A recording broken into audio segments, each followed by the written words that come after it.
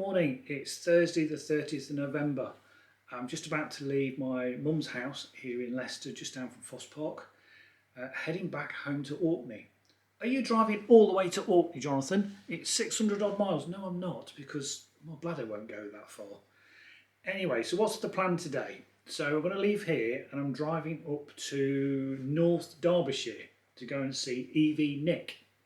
So that is 82 miles. It's going to take me about 2 hours. So I'm going to have a good chin with Nick because he's a real Renault Zoe grandmaster, if you like. He knows everything about the Zoe and he's quite interested in seeing it. It'll be really good to catch up with Nick as well. And then what's happening after that? Tonight, my wife has booked me a hotel room, a day's inn at Abington, where, as you probably know, there is absolutely loads of rapid chargers. So then from Abington, or up to Abington, when I've finished with Nick, it's going to take me 3 hours 18 minutes and 194 miles. I'm not going to drive 194 miles non-stop because that's just a bit beyond the range of the Zoe and motorway speeds in these freezing temperatures, because I am going to have the heater on this morning. I'm going to drive normally, folks. I'm not going to do any of the nerdy EV power saving stuff. I'm just going to drive it like a normal car. So in between where Nick's place is and Abington, there is Burton-in-Kendall services, and there GridServe have got, is it like 12 rapids? So I'm going to stop there, which is roughly halfway. And then the following day, that's Friday morning, I'm going to go from Abington to Scrabster, where the Northlink ferry leaves for Orkney. And I'm planning on catching the 7 PM Friday night boat back to Orkney. But then, so then tomorrow, after I've left Abingdon, it's 306 miles, 5 hours 51 minutes. Add, a couple of hours for charging, so you're looking at 7 hours. So, you know, if I left at 12 midday, I'll be in time for the boat, but I won't. I'll probably leave about 8:30, 9 o'clock in the morning from my hotel tomorrow. But I'll do that tomorrow in tomorrow's vlog. Anyway, I'm off now. Next time I see you, I'll be with Nick in North Derbyshire.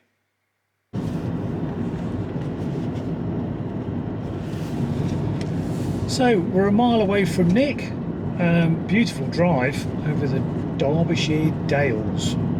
I've got 43% battery left and I've got 70 miles on the gasometer, and with 1 mile to go, my miles is now 110,557. So I will put on the screen how many miles since I left my parents at 100% and how many miles that has been, and the percentage when I leave Nick's, because I think Nick's going to allow me to have a bit of a cheeky charge. The left. Please turn second left, then you will arrive at your destination on the left. I think it's here. Yes, it is. I'm here. Right then. Let's see what we're going to be playing with. Thanks for bringing the Orkney weather, by the way. Bloody freezing. So, what area are we in? North Derbyshire. What's this place called? Technically you're in Cheshire now. If you walk over there, you're in Derbyshire. Okay, Cheshire, Derbyshire border. If you want to speak to someone who's knowledgeable in the car trade about any car, but particularly EVs, EV Nick is the man to pop and see. And he's a real nerd like I am. But we were just saying, over the years, we've spoke to each other. I think we met at Fully Charged, the first one, didn't we, the first time, back in Silverstone. Yeah, but I knew about you before then. Yeah, okay. But because we used to be on a thing called freeindex.com, which was like a review website. I've forgotten that. Yeah, and I was always #1, and then you overtook me. So then I was like, who's this absolute moron?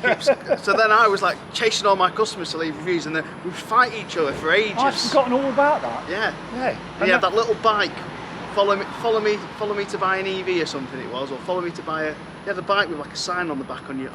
See, you've annoyed me for years on Freindex. I've forgotten all about that. I didn't know he was going to say that either, but that's just great. Yeah, but you're not annoyed with me now. I've retired now. I'm out of the picture. Well, yeah. No. I've never been annoyed with you. Anyway, over the years, we've had this sort of friendly rivalry. I've always been a bit of a Leaf fanboy, and Nick has always been a fan of the Zoe. We've always had this tussle about which was the better of the two. What do you used to say to me about the Leaf?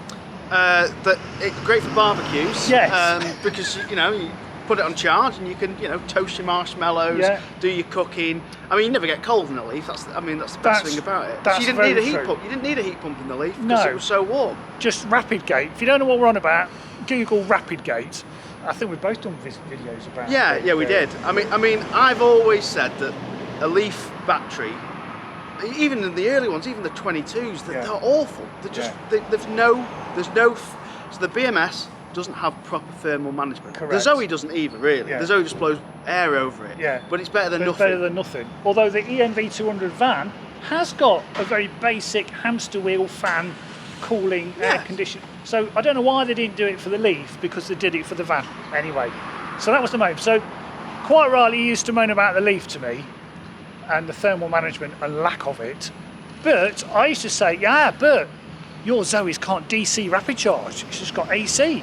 And then you'd say to me, I'd say to you, well, you can charge at 22, but also in your Leaf with RapidGate, you'd only be charging at 22 anyway, so it didn't really matter. Which is true. So after driving this amazing 50 kilowatt hours, I've changed my opinion totally, because as you probably saw a second ago, he's allowed me to charge on his 3-phase Zappi that's rated at 22 kilowatts. I've been here, what, 40 minutes? No, I can tell. Oh yeah, okay. How long have we been on? It doesn't, well, you'd be on an hour. Oh, there you go. There you go. I've been on an hour. You've been on an hour and you pulled 19.89. So I pulled up here with, I forgot what it was. But I've basically got 35 minutes to go until I'm fully charged. Oh, I'll tell you what you have got. So that's my lunch from my mum. Yeah, I know, but what you can do with this, Jonathan, right? Right. Blow it up, right? And then fit it in the top door pillar here, and then you replace the airbag that Renault took out of this version. I think we ought to market that. I think we ought to start. I gave one to Jan Bart when he came up. I blew an air. I said, I've got a present for you, and he actually thought I genuinely got a present for him. And I went in my kitchen and blew up 2 plastic bags, tied a knot in them, and went, there you go. Put these in your door pillar. Yeah. I mean, I've got 3 Renault Zoes in at the moment, 40s. Yeah. And they've got the airbag in here right now. Yeah. Renault took that airbag out. I don't know if you know. They took that out, and they kept the airbag that's down here.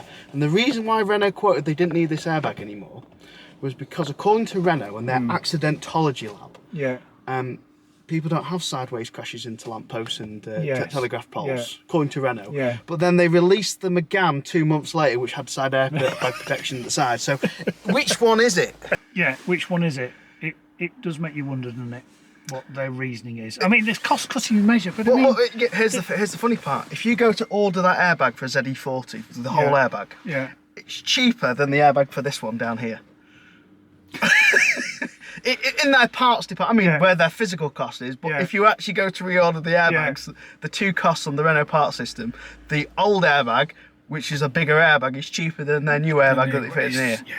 And talking about Renault pricing, as we're going to show, is that the base of this driver's seat... Have you stopped the charging? I haven't touched anything. Has it stopped? Is it? I don't know. Oh no, it's still charged, it's glowing. Yeah, no, I'm still saying it's charging on here. So this base of this seat got a price, trade with discount and the VAT. It was just the fabric bit, was 490 quid. Just the fabric part of the base. So I can't see how Renault can justify that cost for a piece of fabric. Which then led me on to, we're going to have a real natter now, insurance hikes and insurance premiums. And we've just reinsured our e-Niro, and it was actually like 150 quid cheaper than last year. But we're old and we live on, thank you Nick, we live on Orkney. But what I'm saying is the reason for the hike in insurance costs down to greedy car manufacturers who sell tiny bits of plastic or fabric and charge an absolute fortune for them? No. Okay, it's not that. It's because of COVID. Oh, okay. So, well, this is my theory. It's because of COVID, because they weren't making very much money during COVID because people weren't doing the mileage. They gave loads of people refunds. Right. And then they've got, they're accustomed to a certain amount of profit, and I think they've put insurance premiums up because of that. Now, there's another reason for not all EVs, but for new Teslas. There's a reason why new Teslas cost more than old Teslas. What's that then? Well, there's a video coming out on my channel. Oh, good cue. Watch his video. Don't tell me. It's a good cue, and I'll put a link in the description below when I edit this tonight, but I'll also add it later on when his video comes out as well. No, my video is recorded weeks in advance. Probably not coming out until after Christmas. And You'll have this edited tomorrow, won't you? Cool. Yeah, it's a crazy world we're living in at the minute with prices for spares and parts and everything. And but one thing I do want to know, Jonathan, because I like hearing this. Go on then. Can you finally say, Nick, you were right? The Zoe is a better car than the Leaf. It's a better car than. Yeah, I was trying to say it's a better car than the Mark 1 Leaf. It's a better car. I'm genuinely been well impressed with it. Can I just tell you things I don't like? Go on. Regen is really weak. I'd like put it in B mode. No, I've been flicking to B mode. It's a bit. Nah. I'd like to be able to knock it into neutral to do some naughty coasting. You can. But then to engage drive, you've got to put your foot on the brake. You need to speak to Kevin, because you don't need to knock it into neutral. You just need to change the position of your pedal, and then it will act like neutral or free roll. Yeah, I've seen that on the dashboard. Yeah, but I just like the thought of it being in neutral. But that's. Yeah. I'd like heated seats. I want to see if I can change these knobs, and I want to find out whether there's any heating element in the seats as standard and a heating element in the steering wheel as standard. You know the seats you bought? Yeah. Have they got heated seats in? I don't know. Should we have a look? Well, we can do. But I've got one more question for you, because this is an important question. Because the reason I always say I prefer these over the Zoe over the Leaf is because the Mark 1 Leaf, the Mark 2 Leaf, the Mark 2 Leaf is worse, but the Mark 1 Leaf also suffers with this problem, and that's battery degradation. State of health. Yeah. So the state of health on the average Leaf 22 and the average Leaf 40 is usually below 90%. Yes. Right, well below 90%. And if it had 100,000 miles on, we're expecting probably, what, 70%? Yes. Yeah, even on the 50, 60, sorry. Yeah. You'd expect what? Yes. Yeah, 70%? Yeah. So what's the state of health on this one? 89%. With how many miles? 110,558. So I'm well impressed with the way the battery's held up.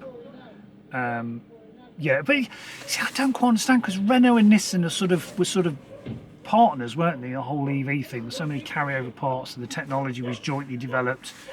And yet, why have Nissan gone for a battery that cooks itself? And yet Renault had the brains and the wherewithal to have some type of passive cooling that. Well, if you remember, there was a guy in a suitcase. Yes. and he said his problem with Nissan is they wouldn't bloody listen. Right. And then they tried to. Well, I don't know. He might be guilty of what Nissan have accused him for, but let's be honest, it's probably unlikely, and he was probably being stitched up, which is why he snuck out in a suitcase. Yes. Yeah. Because every time I ever saw Carlos Ghosn being interviewed, talking, he seemed like a genius. Yeah, he was sort of ahead of his time. He was sort of the Japanese Elon Musk, wasn't he, of Nissan and Renault at the time, and Mitsubishi. He was a real driving force into pushing towards. He said very early on, electric cars are the future. Yeah. He knew it before anybody else, and was pushing both brands. Yeah. And he was very much saying that the only way of surviving as a manufacturer in the future is combining these two brands into one car.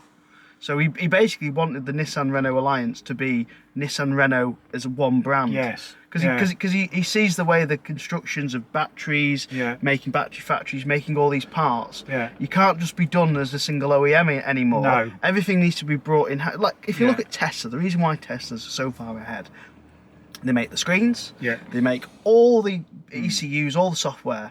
In this Renault, there'll be several parts from Bosch, several parts from Continental, and they're all different parts, and that's the reason why these cars can't do software updates. Yeah, because there's so many different manufacturers with different because if you want to update the braking ECU, that braking ECU might be made by Continental, and then Renault will need to check with Continental that update is then not going to break something to do with the battery charging BMS that might be made by Bosch, and so on and so on and so on. So the thing with Tesla is they make everything, so if they do an update, they test it all in-house and they know it works straight away. Yeah.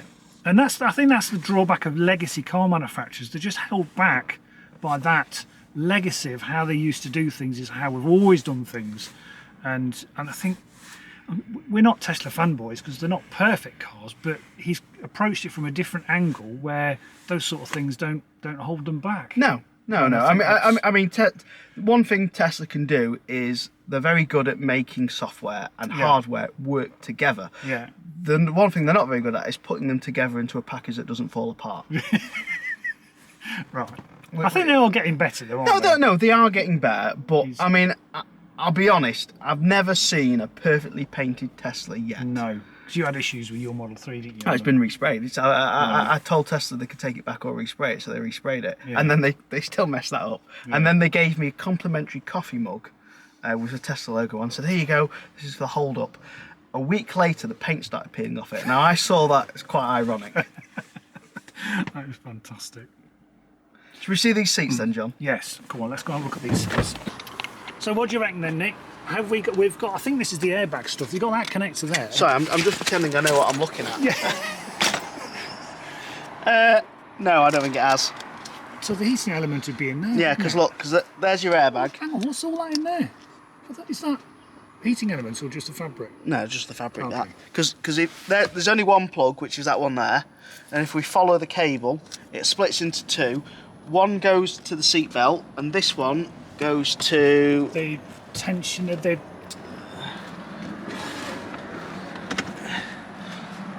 Oh, hold on. It could be a heated seat, actually. Ow. Oh no, it goes up the backrest somewhere. Right. So it's probably something to do with where the back position. I don't know. I don't know how airbags work. But when we take that one off, if it's got the same wire, then you know. Yeah. Okay. And then we'll refilm this bit like we actually knew what we were talking about. Oh, definitely. So Nick's just said he's got more solar panels than me. It's as bad as being on order with Chris. So we've got display the code. So we're going to the car and this youngster is going to help me with the app. I'm trying to film and push in. I'm in. If that makes the cut, I'll be surprised. Right. Right then. Okay, right, so display the code.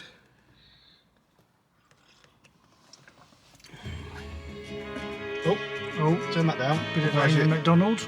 Otherwise you want to... Oh. Right, 1 2. Right, go on then.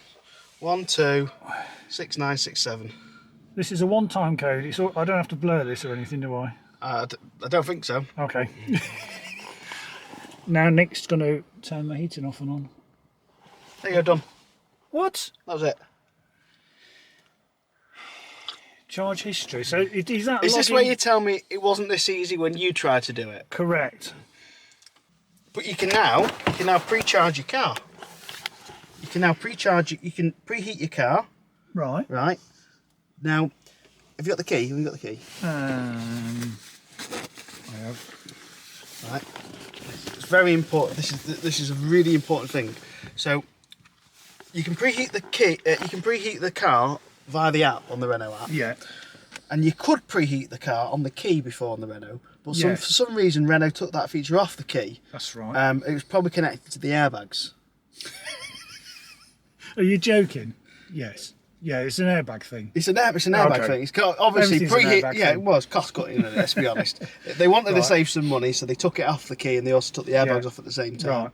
I mean, I'm not saying legally that's what I'm saying because I don't want to get sued. No. But I'm just saying if I was an accountant, you know, want to cut corners, and I want to cut corners, taking away a button from a key that does preheat, but you can now do it by the app.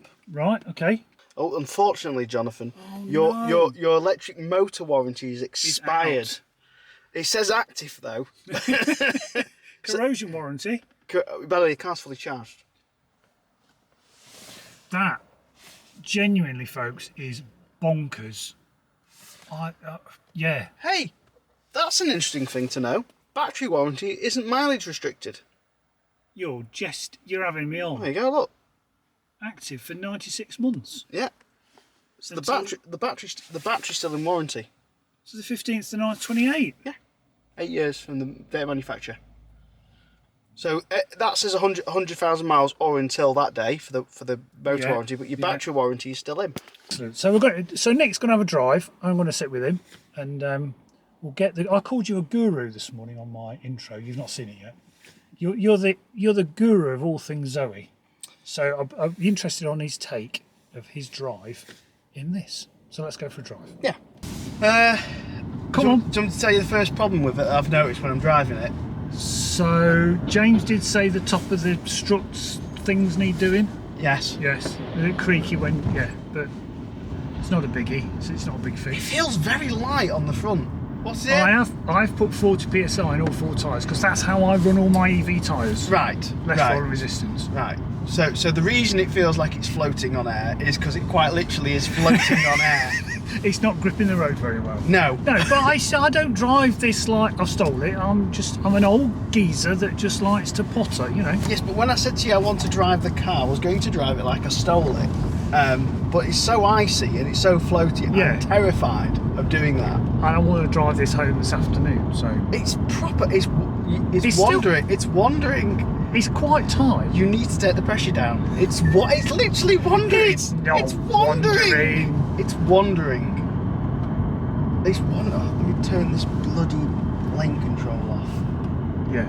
Right, lane clean deactive, because that keeps pulling me in as well.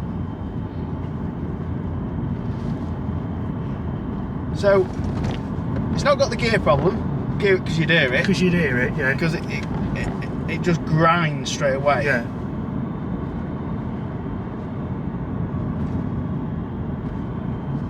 Apart from the top shocks, I can't feel anything else. Right. It's, I was pretty impressed, I have to say. And there's nothing rattling. I thought, oh, Renault, you know, everything's going to be creaking a bit, but everything's really well screwed together. I mean, the most impressive part about this is the battery. Yeah. It's just... So, what is that? What you'd expect from a 50, 100% charge, 169 on the GOM, without the eco on, and with 2 degrees temperature outside? So it's hard to tell you this because the Renault 𝐷𝐒𝐿 is not like the Leaf's 𝐷𝐒𝐿. So the Leaf's 𝐷𝐒𝐿 is pretty much the same number every single time when you charge it for every single driver. The Zoe will completely recalculate depending on the last sort of like 200-300 miles of driving. Yes. So the idea is its computer's constantly learning your driving style and then changing that mileage. I do find that on the Leaf as well. The Leaf will, every time you go out 100% charge, it could be a different 𝐷𝐒𝐿 depending on how it was driven before. Yeah, to be fair, the Leaf does do it, but the Zoe's a bit more reserved. Is probably the word. Okay. So the Zoe might say 169 miles now, but you'll probably do 180 in it. And what happens with the Zoe is it won't drop 1 for 1 at the top end. Yeah. It drops slower. Yeah. While it's like at the top end, and then as you get towards the bottom end, so anything below sort of 40-50 miles, it's really keen. Yes. Like that's when it's like almost perfect. And then when you get to the last 15 to 20, 15 miles, then it goes really weird because then it starts dropping weirder again. Like so, it doesn't drop 1 for 1 because it wants you not to run out. Yes. So it tries to make you panic, thinking you've got less left. So I rolled up to my mum's. I don't know whether you've seen it, with 1% left.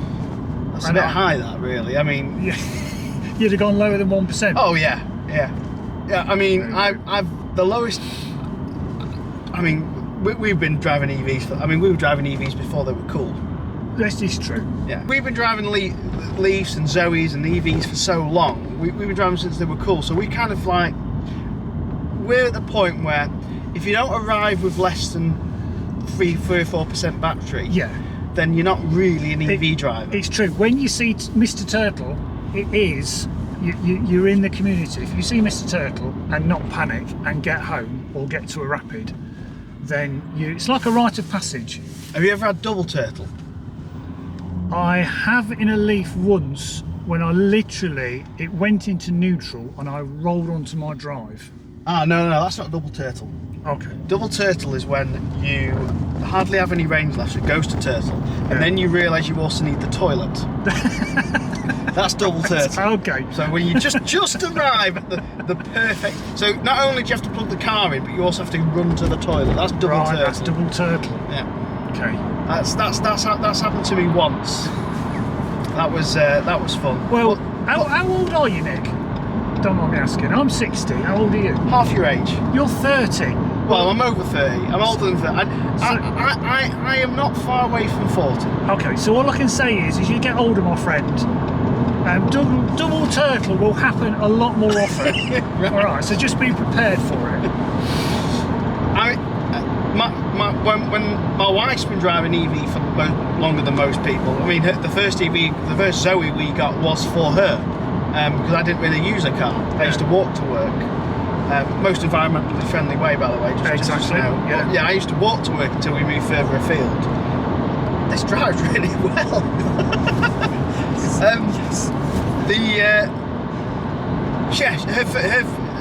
So she was driving EVs longer than me, but she was always scared of running out. Yeah. Okay. And then one day she texted me when she forgot to charge the car and went out for the day. She knew she got in the car. Oh, I've not charged. Oh, it'll be fine. And then she texted me when she got home and plugged it in, and it said 0% charge on the Zoe. Yeah. And she goes, "Are you proud of me?" And I went, "No." But I was secretly deep down. She'll never see this video, so she'll never know. But secretly deep down, I was very proud of her. Does your wife not watch any of your videos as well? No. No, mine doesn't either. No. So we can say what we want about our wives. She'll never see it. Well, I mean, when I convinced my wife to appear in my last video with a cricket bat. Yeah, and an axe. That was scary. I had to pay her to appear in my own video. You told me that. Because she first suggested that she'd like to do it, and then I said, "All right, Brill, I'll get the camera out." She goes, "Oh, you're not gonna film me hitting it with an axe cricket bat." I was like, "Yeah, of course I am. I'm a YouTuber. Why would I not film you hitting it?" And she was like, "Oh well, I don't want to do it." And I was like, "Well, I'll give you some money then. You know, I'll pay you as a guest." And she went, "How much?" I went, "Well, how much do you want?" She went, £300. I went, "Fine." So my wife earned more from me from that video than I did. There's a lesson in it. Now, Andrew Till, he has a wife that is very obliging when it comes to videos. Flaviana, probably said it wrong. I think she's the star of the show. If I know Andrew's got his wife in one of his videos, I just stop everything and watch it. If it's just Andrew on his own, I'll just watch it when I get around to it, mate. Sorry. But if your wife's in it, so yeah. So you saying the video with my wife in was one of the most concentrated videos you've ever watched? Yeah, because I wanted to see if she was like the new slant on EV Nick, if it was the new angle you were getting. You know, like James used to pimp out Kate all the time. One of his most popular videos. Watch the ice, because I've pulled the tyres up a lot. I don't want you understeering into the barrier. I'm just saying, I'm thinking it because I trust him because he's a car dealer, he knows how to drive. But he just came out. Come on. You know, this is my test drive route, yeah? Is it? Yeah. That's good actually, yeah. So a bit of town work for the punter and then a bit of dual carriageway and round. A bit of dual carriageway, roundabout. Yeah. The roundabout, you know, sometimes if I've got one of the cars with a drift setting, I'll show the customer you can drift around that roundabout. So this is a good test route actually. Sometimes I tell the customer it's got a drift mode when I drift around that roundabout. Yeah. You know, really, I've just lost control of the car. No, this drives, Jonathan. Genuinely. Like a Zoe. It does, doesn't it? I mean, if you covered up that mileage, what would you say? What does it feel like? 30, 40, 50,000? 10? Well, seeing that the front shocks on the Zoes go at 20,000 miles, it feels like it took 25,000 miles. 25,000 miles, it feels like. It just... I mean, I was expecting a bit more panel creak in it with 100,000 miles, I've got to be honest. Yeah. Which shows how well Renault have built this. I mean, I know how well Renault have built a car. Yeah. I didn't test it. Laura tested her Zoe to the extreme. Yeah. By doing a full IP water test to it. she dunked it under that water. I mean, I think that she knew what she was doing. She went, "Nick will get a good video out of this. I'm going to park this car where it's going to flood." Yeah. In fact, this is the one story I never told anyone. The day that flood happened, the day she parked in that water, she said to me that all the friends in work were like, "Oh my God, look at this! This Lightwood Road's flooded," which is where she parked. She went, "I've parked on Lightwood Road." She went, "Is that your car?" It's on the news. Hello, and that's my car, yeah. And then she said to me afterwards, she was like, "I knew it was going to rain heavy and it was likely to flood, So I parked it over a grid. So then I had to explain to my wife that grids are usually put on a road at the lowest point of where water falls. Yeah. So basically, she actually parked it on the worst part she possibly could. So did that video do quite well? It did reasonably well. Yeah. It's probably in my top 20. There you go. So you got to thank her then. What a lot of foresight your wife has. Do you know what? A part of me was thinking when it happened, I was like, do I film this? Do I talk about it? And I was like, this has got to be worth at least 100,000 views, easy. What's your wife's name? Laura. Laura, start your own YouTube channel. Kick him out. Start your own stuff. You've got insight. You know what is going to work. I'll tell you what I wanted to do. Anyone with kids will know this. My wife used to be in a nursery, like nursery nurse work. Yeah. She doesn't now. She works in opticians, but she's good with kids. She's brilliant. She's brilliant with our little lad. She's brilliant with other kids. She knows how to talk to kids, and I wanted to start her own version of Miss Rachel. Now that will make no sense to you, Jonathan, but anyone with kids right now will know who Miss Rachel is. And every time why don't you, she goes, I couldn't talk like that all the time, I couldn't do that. And then I worked out how much Miss Rachel was making from AdSense revenue on YouTube. Right. And it's something like £2.5 million a month. and that made her go, Well, consider it. You could retire then.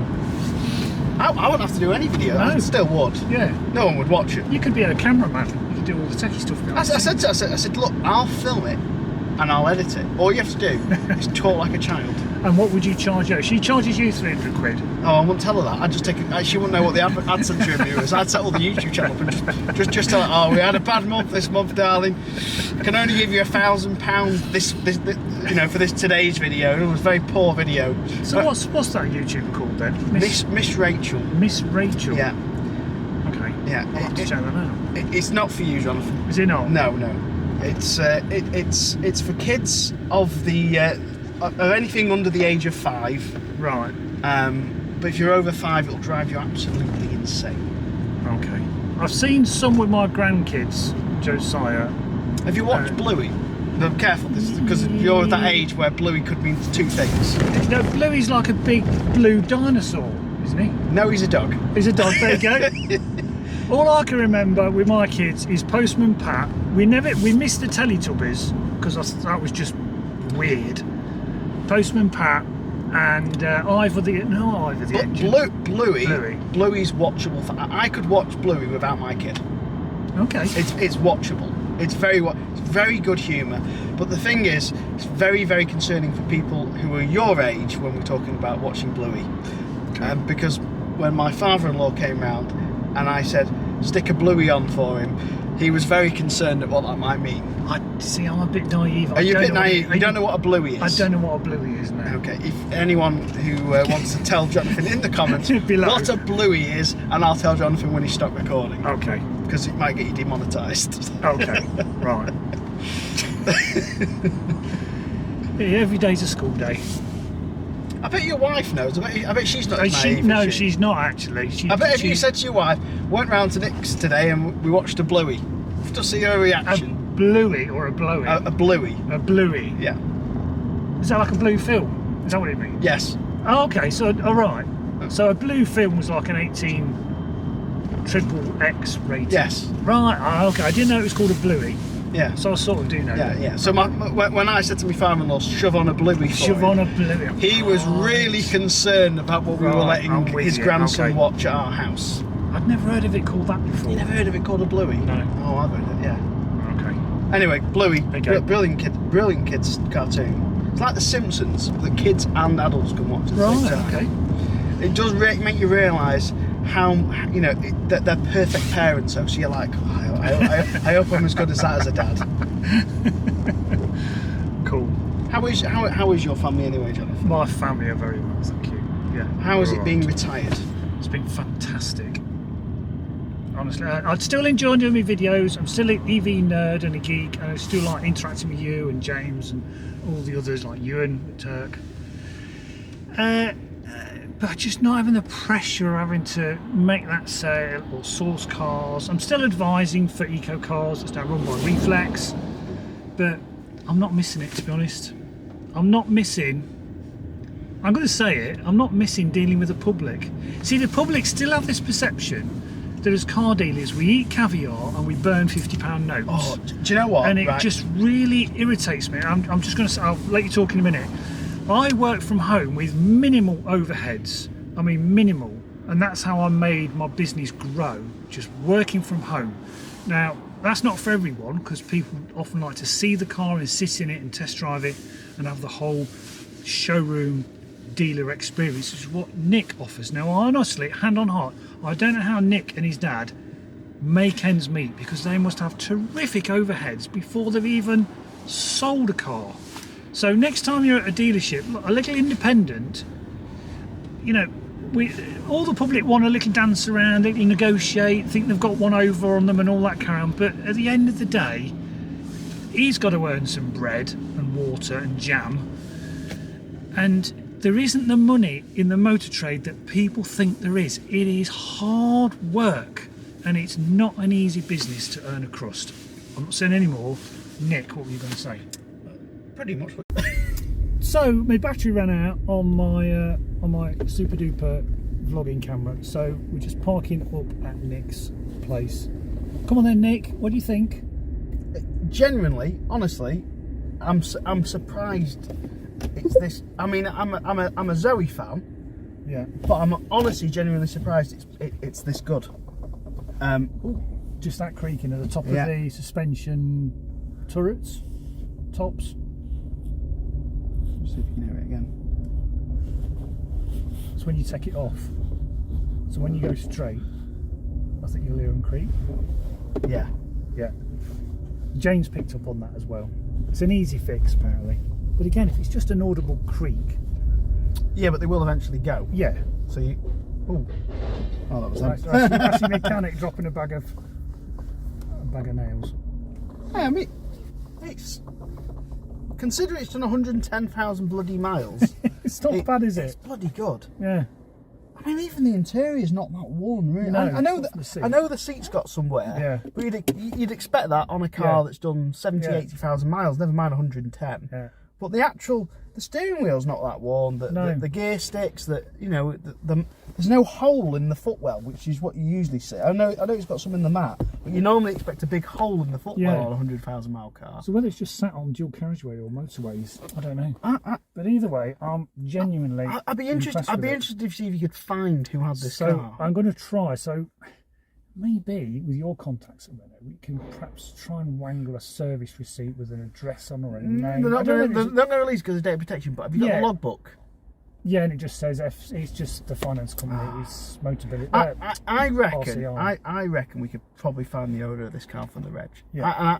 I wouldn't be surprised. My bets are going to be that it's either a Deliveroo driver, right, an Amazon Prime driver, a Hermes driver. Okay. So that I'm going around that route because the boot's not that scuffed up. The boot's quite clean, so it's not had parcels chucked in and out. Everything. So I don't know whether someone's just sat in it and gone to work, or it's been a pool car at an office. But then it's in too good nick for a pool car. Yeah. Too good nick for a pool car, because pool cars are usually damaged, and you'd usually expect a definite hole in the mat because you'd have women with heels. I reckon it's been a bloke driving it because it's not got the ring marks around the doors. So John knows. So normally when women have got obviously nice pretty diamond rings on when they go to the door, they scratch the door handles. Yeah, that's true. And they're usually wearing high heels occasionally when they're driving, and there's none of those heel marks that you'd expect to see. I know they shouldn't drive in heels, but they tend to put them on while they're sat in the driver's seat and they poke through. But I reckon it's been a bloke, for my guess. And I reckon it's probably been a delivery driver. My guess is it's probably an Amazon delivery driver. And where did it come from? London? No, Portsmouth. Down south. Down south. So I worked out on average, if it's just 3 years old, 110,000 miles in 3 years, I worked it out it's about 97 miles a day if they drove on a Saturday and a Sunday. If they didn't drive, if they had weekends off, you're probably looking at 110 miles a day. So if he worked in an office 50 miles away, drive for an hour and a half, probably 2 hours, sit at the office all day and then drive home. Do you know what? Here's a task. This will get your comments, and you can end the video on this. Right? This right. Right. I'm going to teach John how to do YouTube now. Man. Yeah, I do teach you. If someone's got the time, so this is done 110,000 miles. Yeah. Okay. Work out what the total cost of electricity would be for this car. Yeah. Versus what it would be for petrol and how much they've saved. And if you enjoyed this video, make sure you check out this video that Jonathan did with James the other day. Thank you. At Burton & Kendall services, and I'm on the medium power because these only push out 50 kilowatts and the Zoe can only pull 50 kilowatts. So there is no point going on the high power chargers inside the car park. So just a mileage check, 110,648 miles. Average is 3.7 miles per kilowatt hour. I've been sitting at 70 with the heating has been set to 22 degrees, so I'm nice and toasty, and I'm at 42%. I will put the stats on the screen now as to how many miles I've covered after leaving with 100%, because I can't remember, but I'll put it in the video when I edit it.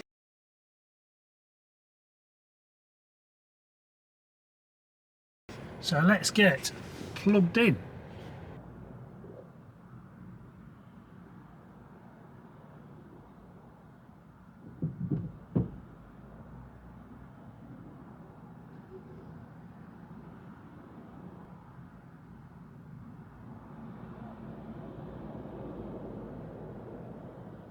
So there we go. Sometimes there's an issue connecting the CCS charger with the car, and that happens with a lot of CCS connectors. But we're happily charging now. 76p a kilowatt. I don't care because it works, and I'm now going to get something to eat. Pulling 45 kilowatts, which is nice. 79p per kilowatt hour. So I don't mind, it works. 45 kilowatts, that's about the maximum this will take, 45 to 50.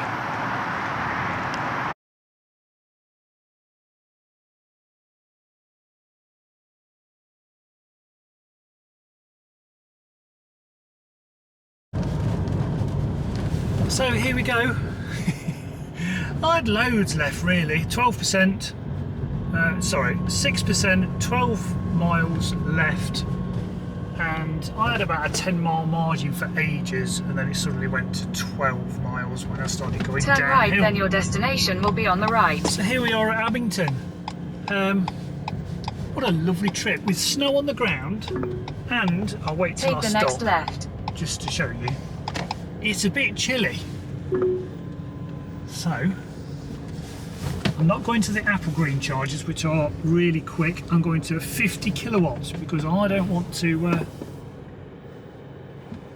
hold the charger for a car that can charge up more powerfully, because I can't charge very fast because I've got a 50 kilowatt Zoe, can only charge up to 50 kilowatts. Anyway, easy drive.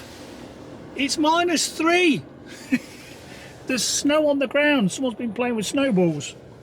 But suffice to say, I've had the heater on all the time. I've arrived here with 5% and 12 miles left. And that tonight, folks, that Days Inn, is my hotel for the night, my bed for the night. So,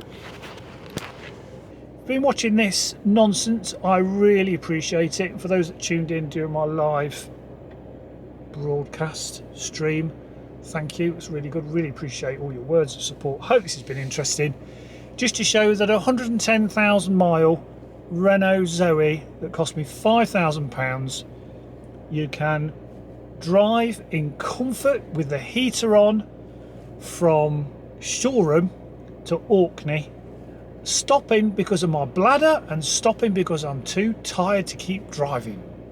So there we go. On that positive note, I'll sign off. Thanks for watching. I'll see you for another bloggy vlog tomorrow when I'm heading from here up to right to Scrabster, which is just along from John O'Groats at the top of the UK. Tune in tomorrow night, folks. See you soon.